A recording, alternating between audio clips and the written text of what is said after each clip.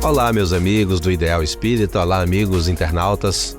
Olá, você que está chegando agora, esse é o nosso Bem Maior, um programa que estava em outro programa, que agora tem a sua vida própria e que eu, junto com Márcia Porto, fazíamos aqui. Eu quero inclusive mandar um beijo grande para ela e dizer que o lugar dela está bem representado hoje com minha amiga Milena Nunes, que está aqui para poder levar até você muita informação bacana, muita coisa boa vai chegar até você através do nosso podcast Bem Maior. Milena Nunes, seja bem-vinda.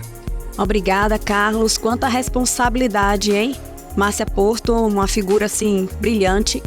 E é isso, nós estamos aqui para trazer muita informação relevante, trazer pessoas do movimento espírita, de Feira de Santana e do Brasil também, com muita informação legal para todos vocês. Então é isso, estamos começando o nosso Bem Maior no EP1 da nova temporada e você é nosso convidado. Fica aí que nosso convidado de hoje também é muito legal e eu sei que você vai gostar. A gente volta já. Muito bem, gente, estamos de volta aqui com o nosso Bem Maior e você não sabe da felicidade que eu tô de poder recomeçar esse projeto que agora tem um novo caminho, uma nova dimensão. A gente tem vontade de chegar em lugares nunca imaginados, como é a questão de Star Trek, indo audaciosamente onde ninguém jamais esteve, que é no coração das pessoas e na mente das pessoas para levar a informação do bem. E por isso mesmo, Milena, que você está aqui, porque Milena tem um conhecimento muito bacana, muito vasto, vai trazer para você tudo isso. E o que a gente não souber, com certeza, Milena, a gente vai buscar. E vamos trazer isso mesmo, vamos trazer convidados para nos auxiliar, porque com certeza nesse universo do espiritismo tem muita gente bacana, muita gente que estuda e que tem conhecimentos relevantes para compartilhar com a gente. Olha, a gente já vai começar bem, Porque Marcelo é outro que também conhece muito. Eu soube, inclusive, que ele está estudando a súmula teológica de Padre do Santo São Tomás de Aquino. Estudando não, só tô dando uma lidinha. Hein? Tô dando uma lidinha. Entenda, quando ele diz que tá dando uma lidinha, a lida dele não é uma lidinha assim. É algo mais profundo e que com certeza é uma pessoa que tem muito a agregar e muito a contribuir aqui com a gente. Agora, já que ele não deixou a gente apresentar ele, apresenta, por favor, Marcelo Martinho, para os nossos internautas. Sim, hoje nós estamos aqui com uma pessoa muito especial, Marcelo Martinho. É um rapaz, muito estudioso da doutrina espírita e que está sempre em busca de conhecimento, tem um foco investigativo muito grande e que está aqui hoje para abrilhantar o nosso programa, o nosso podcast e trazer um conteúdo muito bacana para todos nós. Marcelo vai falar para a gente sobre o Evangelho segundo o Espiritismo. Que livro é esse? Será ele a Bíblia do Espiritismo, como muitos a denominam? Marcelo, então, seja bem-vindo aqui para o nosso Bem Maior. Boa noite, pessoal. Então vamos falar. Obrigado pelo convite, pelo prazer estar com vocês. E vamos falar essa questão interessante. Eu me lembro como se fosse hoje. Eu estava no ponto de ônibus e eu vi, na época em que existia banca de revista, eu vi uma coleção na banca de revista. Uma coleção de livros sagrados. A Bíblia, o Alcorão, o Bhagavad Gita e o Livro dos Espíritos. O livro sagrado. Na verdade, todas as religiões têm uma origem na tradição oral, inclusive a Bíblia, que até quando foi escrita tinha uma tradição oral e ainda tem. Tem partes da Bíblia que foram feitas para não serem entendidas, só é entendida através do conhecimento que se passa de pai para filho. Mas numa tentativa de normatização do conhecimento, de coletivização de regras, é que se escreveu. E esses textos se tornaram sagrados. Só que o Espiritismo não é uma religião como as outras. E nós temos uma fonte de conhecimento que é completamente metafísica, que é o nosso relacionamento com os espíritos, que cada um pode conferir pessoalmente através de metodologias objetivas, não necessitando, assim, de uma normatização rígida com caráter sagrado, como as religiões que são as religiões de algum livro, como o islamismo, como o judaísmo, porque as pessoas não têm acesso ao conhecimento, eles não têm acesso à fonte, né? A fonte seriam os profetas. Como a fonte da revelação espiritual são os profetas, então tem que normatizar, regrar através de um livro. Marcelo, como foi que o evangelho chegou até a gente? Ao evangelho bíblico? Não, o nosso evangelho, o evangelho segundo o Espiritismo. Quando Kardec perguntou aos espíritos sobre o modelo da humanidade, e os espíritos responderam que era Jesus, o modelo e guia, Kardec, que já tinha uma origem cristã, nascido numa família católica, estudando num colégio protestante, Kardec, desde a adolescência, inclusive na escola que ele estudou, teve um conflito entre professores protestantes e católicos. Ele era tradutor do grande teólogo protestante Fenelon. Então, ele já tinha uma longa carreira de estudo da Bíblia e, em meio às controvérsias entre... Ele já estava exercendo um esforço, tentando acalmar a briga entre católicos e protestantes. Então, logicamente, diante do conhecimento novo que ele estava tendo, ele procurou resolver o problema religioso através do Evangelho segundo o Espiritismo, que, segundo ele, o Espiritismo é a chave para o entendimento da religião. Então, foi daí que veio a ideia. Então, não sendo o Evangelho segundo o Espiritismo um livro sagrado, no seu entendimento, a gente poderia dizer para os nossos ouvintes que o Evangelho segundo o Espiritismo ele se encaixaria em quê? No seu entendimento? O Evangelho segundo o Espiritismo é uma obra religiosa de interpretação do Evangelho dentro da filosofia espírita. Porque o que é que a gente chama de livro sagrado? Lato sensu, todo livro é sagrado. A gente chama de livro sagrado, na nossa tradição ocidental, seriam palavras ditadas por Deus. Seriam a obra fundamental de uma religião. Como é que eu descreveria isso? Porque a ideia de livro sagrado está além de um conceito teórico. A própria escrita é a palavra de Deus em si, a manifestação de Deus em si. Não, um livro, o Evangelho segundo o Espiritismo, não tem... Aliás, o Espiritismo não é concebido dentro desse aspecto, desse espectro cultural. O Evangelho segundo o Espiritismo é um livro de teoria interpretativa sobre o Evangelho segundo a revelação dos Espíritos. Pode ser visto como um livro sagrado porque aborda o sagrado, mas quando a gente fala em livro sagrado na nossa tradição religiosa, a letra em si é sagrada. Por exemplo, os judeus, eles acreditam que o idioma deles foi concebido por Deus. Então, o próprio hebraico é sagrado. A gente não chega a esse nível de formalismo, né? Nossa senhora, imagina você, né? Agora você imagina essa linguagem de baixo calão que existe hoje em dia. De onde é que vem, né? A gente não pode nem imaginar. Agora deixa eu perguntar, viu, Mila? Eu queria perguntar para Marcelo uma coisa assim, porque nós que somos espíritas e que fazemos o evangelho em casa, a gente utiliza o evangelho para entender o evangelho, né? E acho que essa é a grande questão. Marcelo, o evangelho segundo o Espiritismo ajuda a gente a entender a Bíblia? Completamente, porque você citou Tomás de Aquino no início, grande teórico do catolicismo medieval, 10 volumes. A Bíblia é um livro muito árduo. Muitas dificuldades culturais, linguísticas, e não é clara. O Evangelho, você está falando do Evangelho. O Evangelho foi escrito num grego tardio, que é o grego koiné, que já é um grego popular, que não é o grego clássico. Foi traduzido para o latim, na Vulgata Latina, feita por São Jerônimo. Depois, Martinho Lutero finalmente traduziu para o alemão. Do alemão foi traduzido para o inglês e do inglês para o português.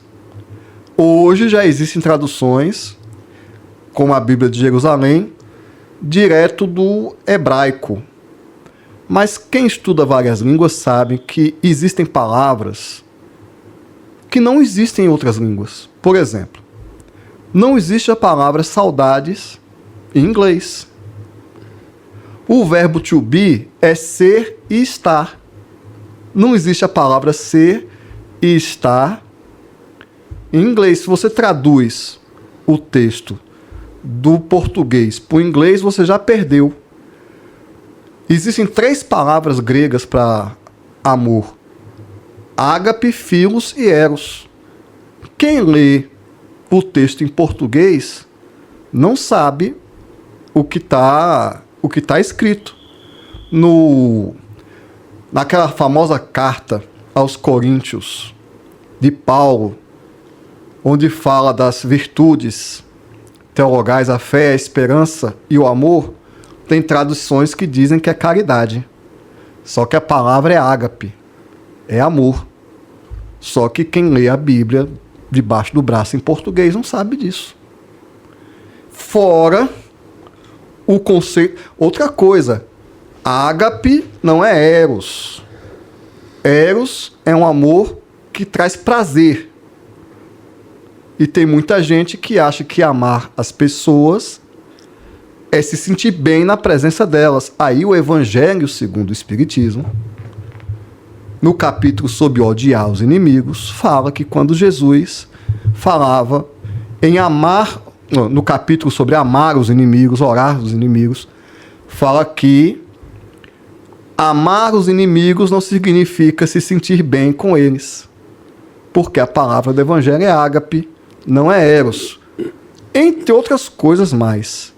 Mas os espíritos facilitam tudo para a gente, debulhando direitinho, porque o Evangelho segundo o Espiritismo não tem a linguagem de um tratado filosófico, nem de um tratado teológico, não tem uma linguagem rigorosamente religiosa. O Evangelho segundo o Espiritismo tem uma linguagem muito pragmática. E então a gente pode observar que há um equívoco, eu diria assim, um equívoco literário e um equívoco até religioso. Quando a gente diz que a Bíblia, por exemplo, ela é da religião católica, ela é da religião dos evangélicos, e muitas vezes os espíritas, né, se furtam, eu não vou ler a Bíblia porque é um livro que as pessoas denominam como se fosse uma posse. Não, esse livro é da sua religião e esse é da minha. Quando, na verdade, quando esses livros eles foram criados, não se criou pensando na religião específica. Na verdade, o catolicismo e o protestantismo se apropriaram desses textos. O termo, exatamente. Você usou o termo, a melhor expressão para poder conceituar isso, né? Se apropriaram da escritura. Isso, exatamente. Tentando ter algum argumento de autoridade. Qual é a questão do texto sagrado? Eu encontrei a palavra certa agora. É dar autoridade ao argumento. E qual é a autoridade do ensino espírita? Curiosamente, Kardec começa o Evangelho segundo o Espiritismo, traçando a teoria do conhecimento espírita, quando ele fala no consenso universal dos ensinos dos espíritos. Então, a autoridade da doutrina espírita não vem de um livro, vem do consenso dos espíritos. Mas as religiões cristãs tentam a sua autoridade, a afirmação da sua doutrina, através, se apropriando desse texto, que, traduzindo para o português e usando um bocado de teologia e muita operação intelectual, de contorcionismo intelectual, no texto bíblico comporta quase tudo. Mas quando Kardec intitula o Evangelho segundo o Espiritismo, é porque nesse momento ele vem trazendo no Evangelho segundo o Espiritismo um enfoque. Observe o seguinte, o título do texto diz Evangelho segundo o Espiritismo. Nesse caso, o Espiritismo é anterior ao Evangelho. Ele vai usar a doutrina espírita para explicar o Evangelho. Sendo assim, o Evangelho não é o fundamento do Espiritismo. Se você escreve um livro chamado Evangelho segundo o Espiritismo, é porque o Espiritismo existia antes da abordagem evangélica. E aí ele vai explicar a versão espírita da interpretação do Evangelho. Porque a origem do conhecimento espírita não é o Evangelho. A origem do conhecimento espírita é o consenso universal dos ensinos dos espíritos. Marcelo, eu queria inclusive voltar aqui na pergunta inicial que eu fiz em relação a que o Evangelho segundo o Espiritismo ajuda as pessoas a entenderem melhor o Evangelho. Mas o que eu queria saber, na verdade, que é uma coisa também que eu acho que todo mundo gostaria de saber, é se o Evangelho segundo o Espiritismo ajuda as pessoas a interpretar melhor a Bíblia, mas não do ponto de vista teológico e tal, mas assim, interpretar não ao bel prazer, como algumas denominações fazem, alguns trechos, por exemplo, das falas de Jesus, que são, uns interpretam de um jeito, outros interpretam de outro. E eu vejo que o que o Evangelho faz é descortinar de uma forma muito lógica, muito bacana, aquilo ali, e deixa, assim, sem dúvida, né? É mais ou menos isso? Kardec explica o objetivo dele. Ele diz que a moral evangélica, os ditos de Jesus, isso está na introdução do Evangelho, segundo o Espiritismo. Ele diz que, porque ele justifica, porque ele não é o primeiro escritor a escrever sobre a Bíblia, né? Então, o porquê da obra. Ele diz que os ditos de Jesus se tornaram até inócuos, impraticáveis, ditados que não têm utilidade nenhuma porque as pessoas não têm interpretação prática para aquilo, não sabem como aplicar nas suas vidas. Dá outra face a seu inimigo. Como é que é isso? Por isso, ao pé da letra, se você lê e não tem uma interpretação e não tem uma explicação de fácil entendimento, realmente fica sem funcionalidade. Se um olho seu te escandalizar, arranca-o. Né? Como é que é isso? Por isso ele diz que para que a moral evangélica se tornasse exequível no dia a dia, esse é o objetivo do Evangelho segundo o Espiritismo. Aplicar o ensino evangélico de forma prática, de forma que a moral evangélica possa ser executada. Tanto é que na mensagem do Homem de Bem, você vê que o ensinamento é muito claro. Se você for um patrão, você não vai tratar mal seu funcionário. Se você for empregado, você vai cumprir seus deveres para com o patrão. Quer mais claro do que isso? Né? Ou seja, não é divagação filosófica, não é uma clareza moral. O Evangelho segundo o Espiritismo vem dar uma clareza moral. O que é que o homem tem que fazer com aquela informação que é metafórica na sua vida, traçando um código moral prático e claro, né? Vamos de faz de conta agora, tá? Vamos imaginar, né, que você encontrou alguém, ou uma pessoa neófita, ou alguém que simplesmente estava na livraria ali contigo e te perguntou: você conhece esse livro, Evangelho segundo o Espiritismo? Fala de que esse livro? Se você fosse explicar para uma pessoa leiga, né, o que é o Evangelho segundo o Espiritismo, para aquela pessoa que não é espírita, como é que você explicaria para ela? O título é autoexplicativo. É a explicação espírita da mensagem de Jesus. Eu vou interromper porque eu quero divergir disso aí, principalmente porque até hoje eu fico tentando, exatamente como a Mila falou, identificar. Menino, eu quando era pequena, eu pegava o Evangelho segundo o Espiritismo dos meus pais e eu parava assim com aquele livro na mão e falei assim, gente, já lia, né? Nessa altura já estava alfabetizada. E eu pegava o livro e falava assim, gente, é Evangelho segundo o Espiritismo. Aí, na minha concepção, no meu entendimento de criança, de uma pessoa ignorante, no sentido, né, de não ter o conhecimento, eu falava evangelho segundo e tem o primeiro, porque eu interpretava nessa perspectiva, tá? E depois eu ficava, olhava, mas assim também não tinha a ideia de perguntar aos meus pais por que segundo o Espiritismo, entende? Então assim, o título realmente, ele não é autoexplicativo. Não é. Eu também vou divertir de você, Marcelo. Aí, inclusive, eu acho assim, que a gente poderia reformular a pergunta de Mila, não pedindo licença a ela, mas assim, o Evangelho segundo o Espiritismo, ele é, se alguém encontrasse ele na livraria, assim como ela falou, você chamaria aquilo ali de um manual para entender a Bíblia? Pode ser. Um manual para entender a Bíblia. Pronto, é uma explicação simplista, mas é isso mesmo. Sendo que tem 3 livros da codificação espírita com esse objetivo, né? A Gênese segundo o Espiritismo, o Céu e o Inferno segundo o Espiritismo. Inclusive, alguns espíritas que minimizam a importância da Bíblia e que diz que espírita não tem que estudar a Bíblia, tem que entender que... Menino, é uma coisa... Desculpa te interromper, Marcelo, mas isso é uma coisa que já se enraizou tanto nas pessoas, não só nas espíritas, porque assim...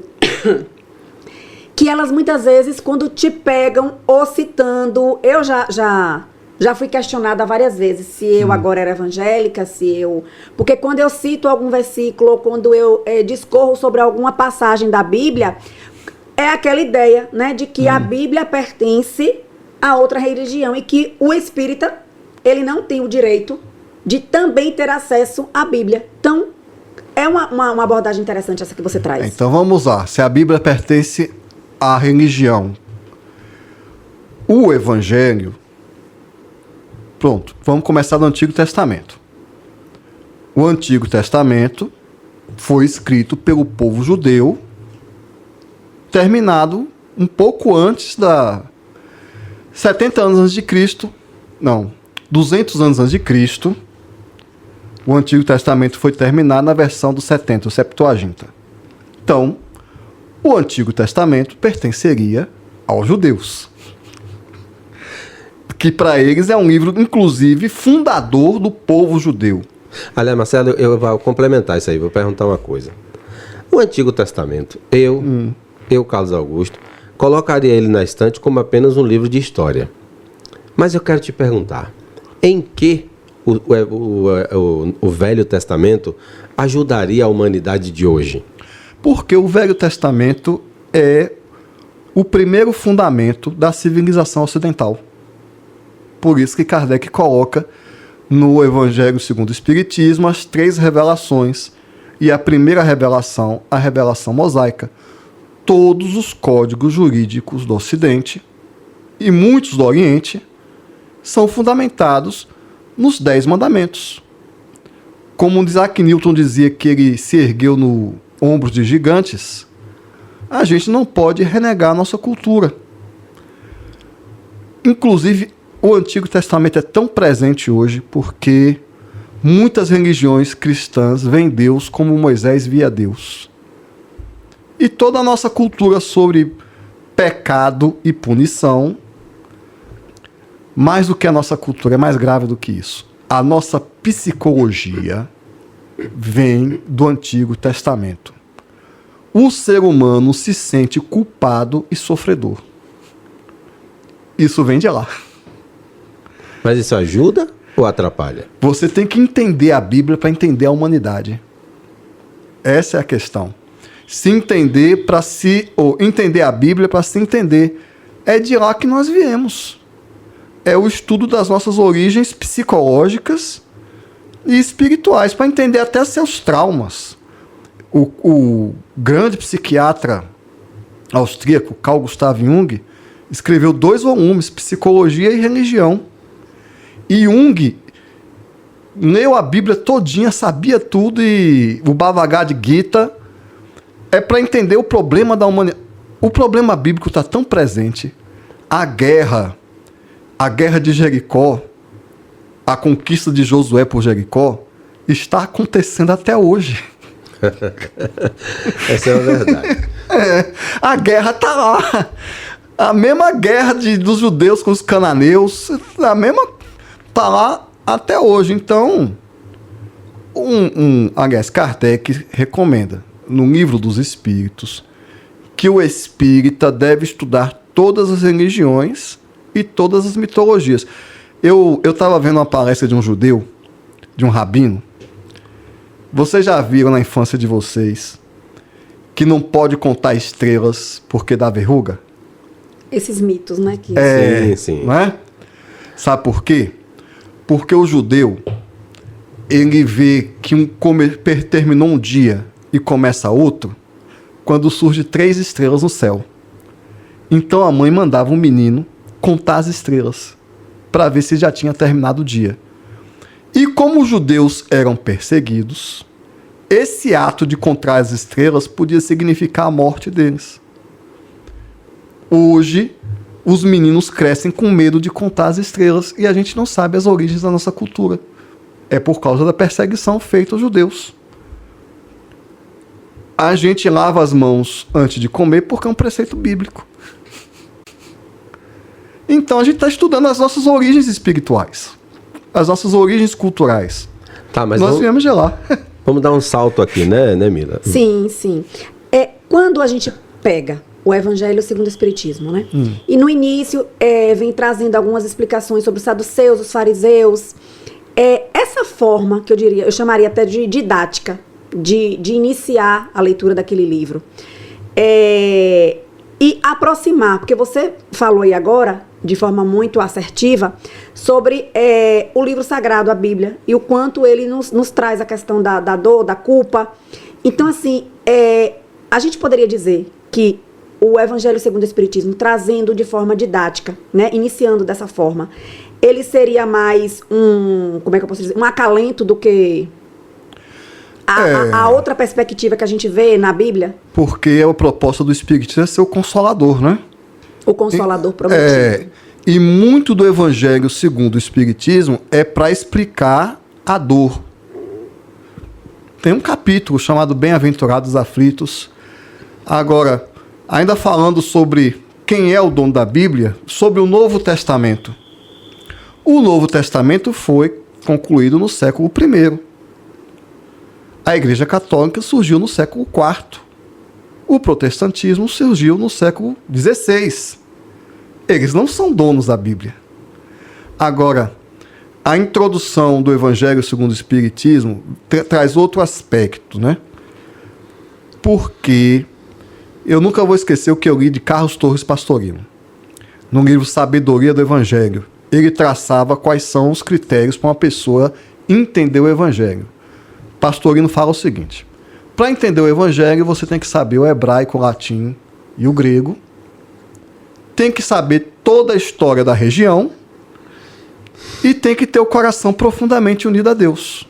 Só isso? Só. Tá porque você tem coisas...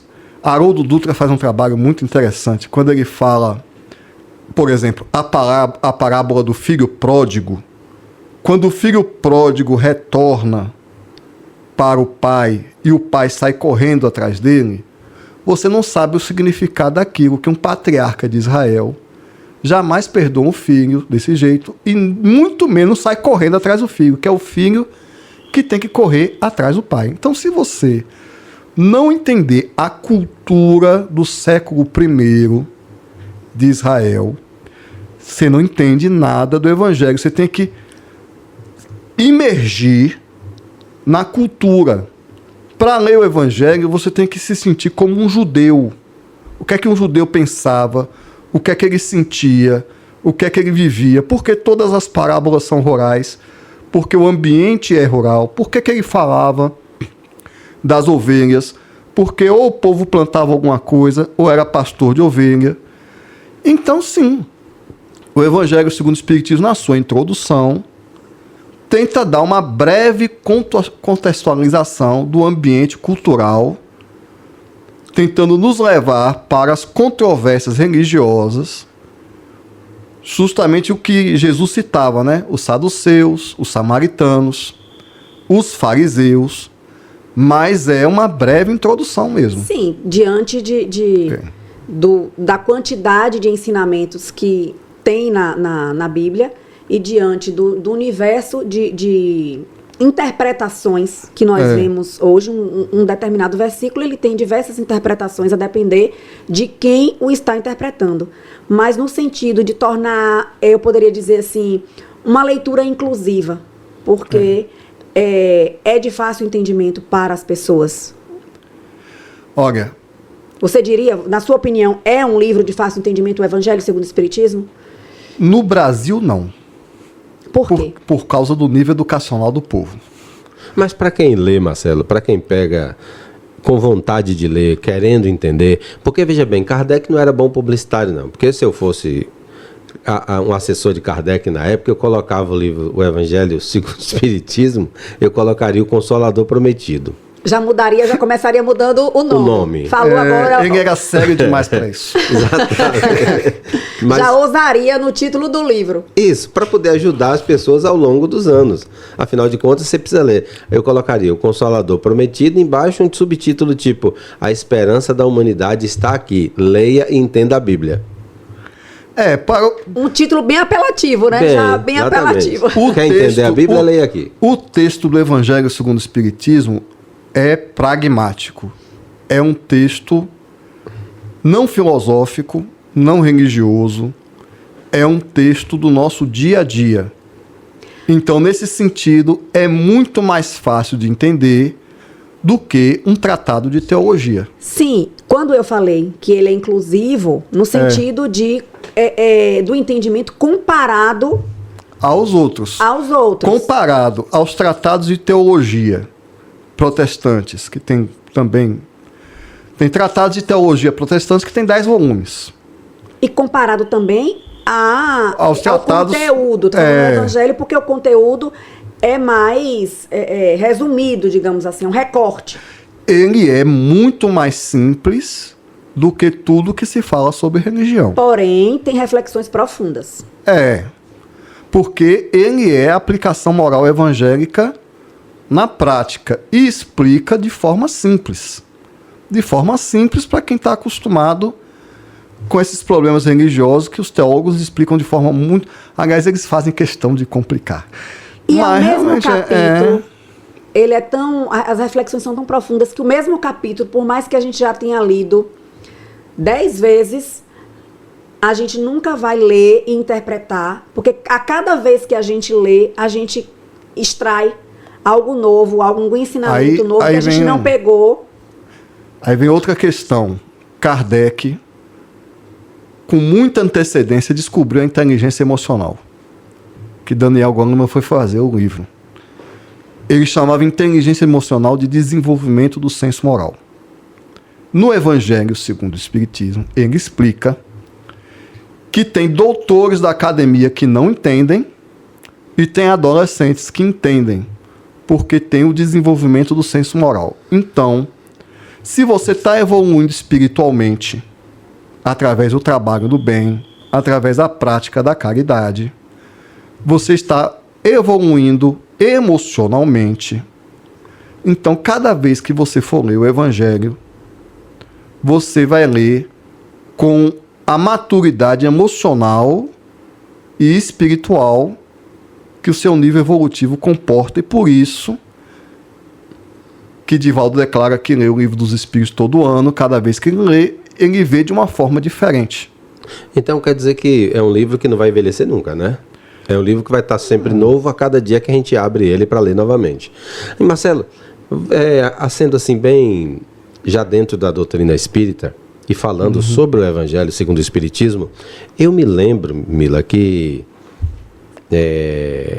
contam que Kardec recebeu o Espírito de verdade e o Espírito teria dito a ele o seguinte: se recolha, porque você vai escrever agora uma obra que vai mudar de fato tudo que você pensa, tudo que as pessoas... Não sei como foi exatamente o texto, mas foi isso que aconteceu, não foi? Eu não tenho conhecimento dessa mensagem, mas o que eu sei é o seguinte: Kardec ficou trancado numa casa 6 meses na zona rural durante meses, isolado, para escrever o Evangelho segundo o Espiritismo. Um trabalho, um laboratório, na verdade, né? Um trabalho de imersão Porque, assim, o escritor, ele para escrever, principalmente a literatura espírita, ele entra realmente num trabalho de imersão, de Se não foco. me engano, foi 30 dias. E aí você passar meses...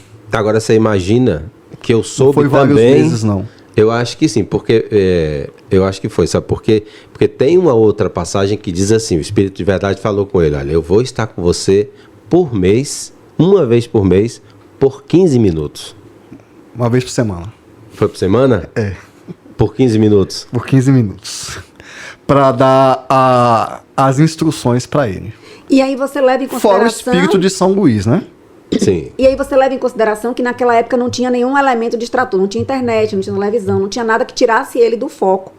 Imagine a imersão que ele precisou fazer para escrever um livro e a resposta, o resultado, é o que nós vemos. Antes disso, ele já vinha recebendo as mensagens e experimentando as ideias na revista espírita.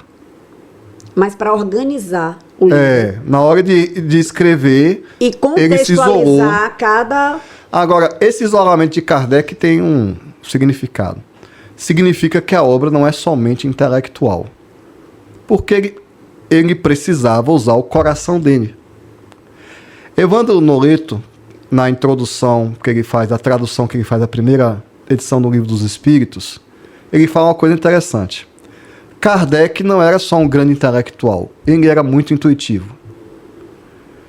E existe, numa obra como o Evangelho segundo o Espiritismo, você não coloca só sua inteligência, você coloca seu coração.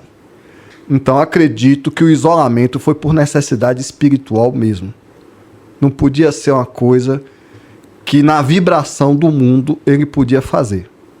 Ele tinha que ter uma imersão espiritual para sintonizar com o mais alto para poder fazer aquilo.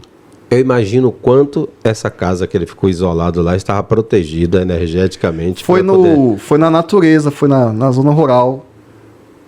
Tinha essa função com a natureza, esse isolamento porque a natureza é obra de Deus, né? Então, foi um momento de elevação que ele pôde se elevar mais espiritualmente, se isolando dos ruídos do mundo. E mesmo a gente não considerando, não podendo denominá-lo como uma escritura sagrada, mas a gente enquadraria, sim, o Evangelho como uma leitura especial, porque ele traz um conteúdo que não foi feito, assim como outras literaturas, não estou desconsiderando os livros de outros autores, principalmente os psicografados, né, que também trazem suas mensagens relevantes, mas, sem dúvida, o Evangelho segundo o Espiritismo, ele tem a sua relevância no sentido espiritual. Depende do uso da palavra sagrado. Num sentido lato, num sentido amplo, é sim um livro sagrado. Porque o Espiritismo tem a sua dimensão religiosa. O Espiritismo não é completamente racional. Tem a dimensão do contato com o plano superior. Nesse âmbito, a gente não pode ignorar que é a mensagem dos espíritos superiores condensadas por um espírito superior. Porque poucos espíritas vêm dessa forma, ou se dão conta, ou estudam a vida de Kardec para saber disso. Mas ele era um espírito superior. Ele é um espírito superior, ele estava em conexão com o alto. Então existe esse sentido transcendente de sacralidade. Não é qualquer coisa. Não é algo que um de nós possa fazer. É algo não mesmo. Que tem que ser alguém que tenha conexão com o pessoal lá de cima. E não é qualquer conexão. Né? Porque conexão a gente faz, mas não é qualquer conexão. Ou seja, Kardec não era um mero intelectual, não era um rapaz inteligente. Aquilo exigia um nível de maturidade intelectual e moral. Para entender o compromisso com a grandiosidade daquele trabalho ao qual ele foi destinado. Né? E para ter condição de alcançar a ideia. Porque, veja bem, ele saiu selecionando da Bíblia, que ele conhecia toda, os trechos que tinham significação moral. Ele, na introdução, ele diz que o Evangelho, ele dividiu o Evangelho em 5 partes. A parte que serve para os dogmas da igreja, a parte histórica, os milagres, as predições de Jesus e o ensinamento moral. Então era um homem que tinha envergadura espiritual, intelectual, para tirar do Evangelho somente a sua moral e para isolar todo o resto. Tudo que é controvérsia teológica, milagre, para pegar só o que interessa. Quem é que tem capacidade de fazer isso? Marcelo, a gente fica observando assim, às vezes, que muita gente tem vontade de pegar o Evangelho segundo o Espiritismo para ler. Mas muita gente se detém, às vezes, assim, falando, não sei, sabe? Eu não posso fazer isso que eu estou traindo a Bíblia, né? Eu não posso fazer isso porque eu acho que eu vou ser contaminado com informações aqui que não são verdadeiras. Então, assim, a gente ainda vive nessa situação. Porque eu gosto demais do Evangelho por ser um livro que, onde quer que você abra ele está te ensinando alguma coisa. E principalmente nesse quesito moral. Mas não é assim que funciona. É porque é falta de segurança das pessoas, né? Isso não tem a ver com o que foi ensinado ao longo do tempo? Foi. Por exemplo, você falou que até do século I ao século IV não existia nenhuma religião. A Igreja Católica estava se construindo. Os católicos vão discordar de mim, eles vão dizer que o primeiro Papa é Pedro, né? Mas eu não sou o único que considero o nascimento do catolicismo no ano 325, no primeiro concílio. Com Constantino? Com Constantino. Então, nesse ponto, a igreja estava se construindo. E houve uma seleção de textos. De 72 evangelhos, ficaram 4, formando o cânone. Os livros canônicos são os livros aceitos pela igreja. Então, o que nós conhecemos hoje como cristianismo não é o cristianismo de Jesus, é uma construção histórica. E eles não podem se apropriar. Se eles fossem proprietários dos textos, não tinha tanta interpretação divergente. Que já começou logo no princípio da Idade Média. No meio da Idade Média já teve o cisma ortodoxo, teve o cisma cópita. Então, é uma construção histórica. O que nós entendemos hoje como cristianismo é uma construção histórica. Assim como a morte, como você falou, né? Isso aí é outro assunto. A construção do cristianismo é uma questão muito... Muito bacana. Ele vai deixar vir aqui, né, Mila? A gente vai trazer ele aqui para falar. Com certeza, não tem a gente só não vai chamar ele aqui para falar sobre a súmula teológica. Não, ainda não sou capaz. Inclusive, você falou o seguinte, isso aí é medo. Uma coisa brilhante de Kardec. Kardec, ele recomendou os livros que um espírita devia ler.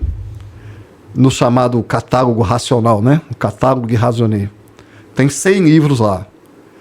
Kardec recomendava ler tudo que era escrito contra o espiritismo. Meu irmão, se você tem medo de ler o Evangelho segundo o Espiritismo para abalar a sua fé, é porque você não tem fé de verdade. Você não está com tanta fé assim. O homem cutucou, Carlos. Verdade. Você está com medo de ser contaminado pelo Evangelho? Você está com medo de descobrir alguma coisa? É como, às vezes, eu ouço algumas pessoas que...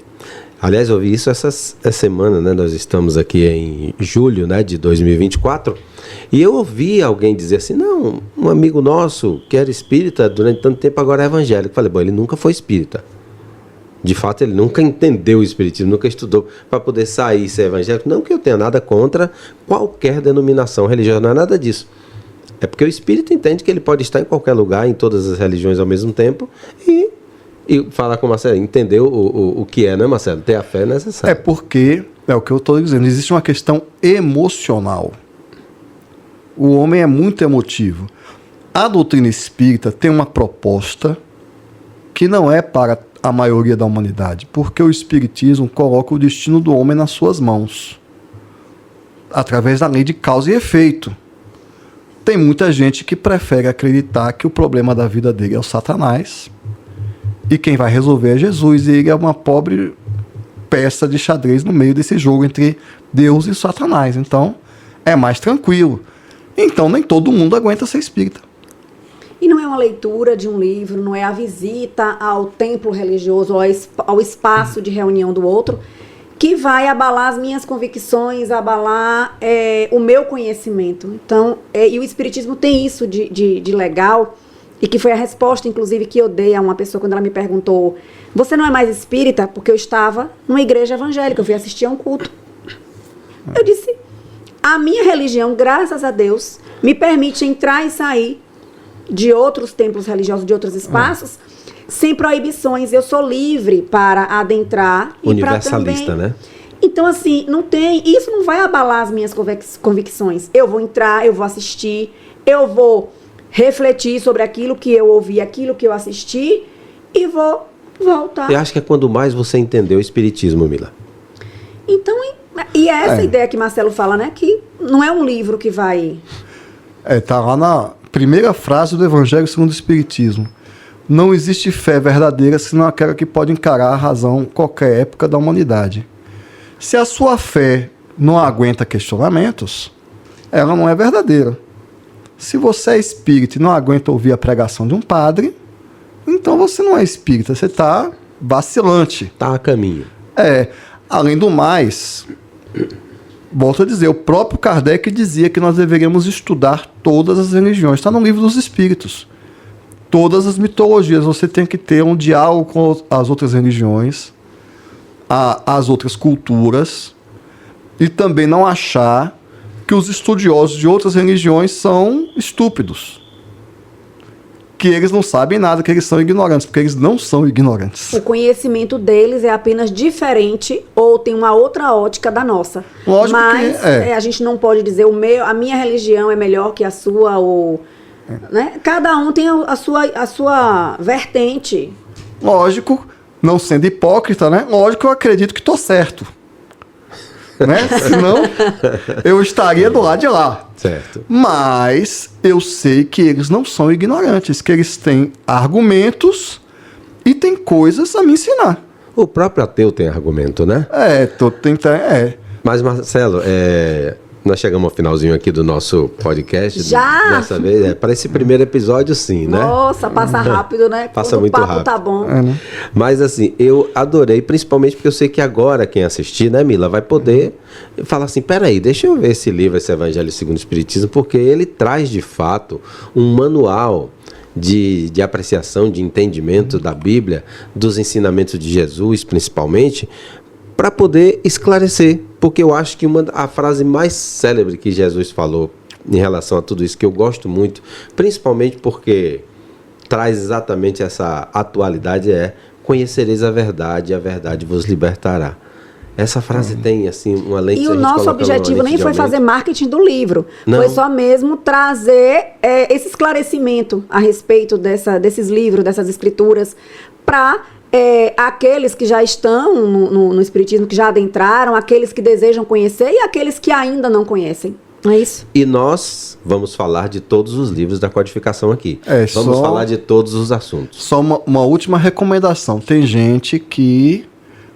Acho que muita gente no meio espírita abre o acaso e vai lendo. Você tem que ler de ponta a ponta. Porque tem introdução, citei muita introdução. Pra quem nunca leu, né, Marcelo? Tem que ler. Sim, uma boa dica, tá vendo aí, gente, que Marcelo tá dando realmente. Que, inclusive, ele tem uma ordem didática nos capítulos. Primeiro ele fala da lei de Deus, depois ele vai numa ordem crescente dos assuntos. Tem que ler de ponta a ponta o Evangelho segundo o Espiritismo. Perfeito. Então, Mila, vamos ficando por aqui, né? Marcelo, muito obrigado, viu? Por favor, volte com novas informações. Ele vai voltar sim, com certeza. A gente vai lá, pega ele e traz. Pronto. Muito obrigada, viu, Marcelo? Eu e obrigada também a vocês que nos ouviram e que estiveram aqui conosco. Bom, a gente vai ficando realmente por aqui. Agora eu peço a vocês que se inscrevam no nosso canal, porque como nós estamos começando uma nova temporada de um jeito diferente, a sua assinatura aí no nosso canal, apertando lá o sininho, é muito importante, porque vai ajudar a gente a trazer essas informações toda semana para você. E, claro, né, a gente aceita sugestões, né, Mila? Com certeza, sugestões são muito bem-vindas e vai ajudar a gente a enriquecer o nosso trabalho, vai ajudar a gente a ter novas ideias. Então, mandem sim as sugestões de vocês, que serão bem-vindas. Então, para você, muita luz, muita paz e até o nosso próximo Bem Maior podcast.